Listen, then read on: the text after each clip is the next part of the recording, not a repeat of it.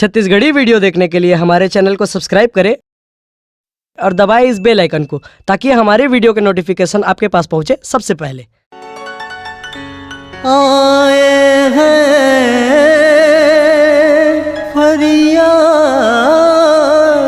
लेकर हे भोले तेरे दर पर, विनती सुन ले नाथ मेरे,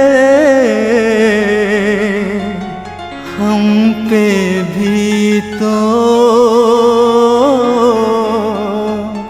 रहम नजर कर।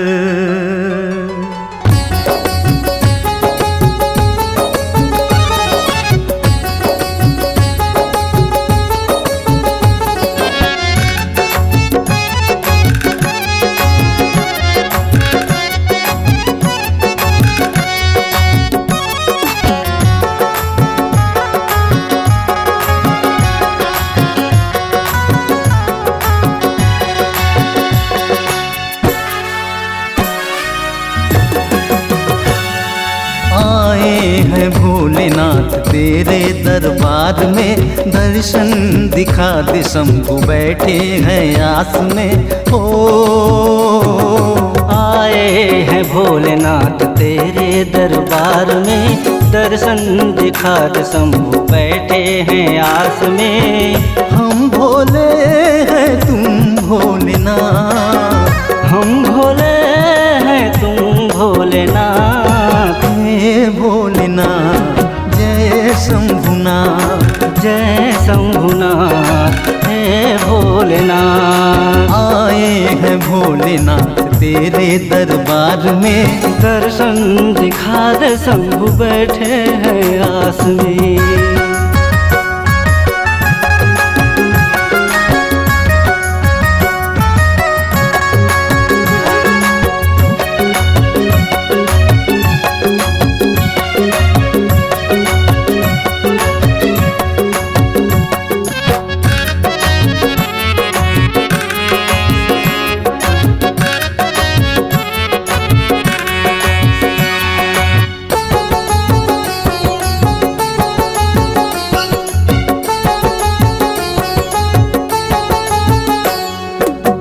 पावन महीना सावन आया, कांवरिया सब जल भर लाया।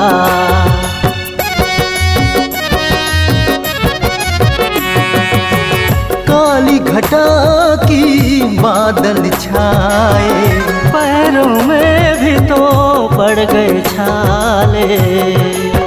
फिर भी तो आया भोले तेरे ही द्वार, फिर भी तो आया भोले तेरे ही द्वार। हे भोलेनाथ जय शंभुनाथ, हे भोलेनाथ जय शंभुनाथ।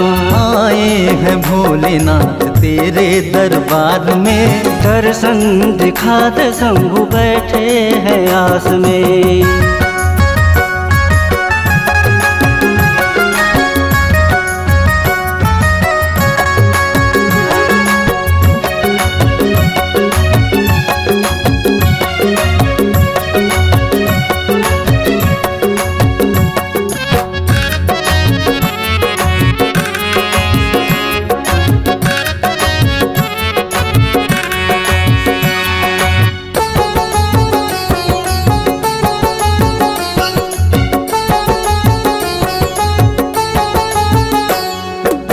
शिव शंकर तेरी महिमा निराली, आते हैं तेरे दर पे सवाली।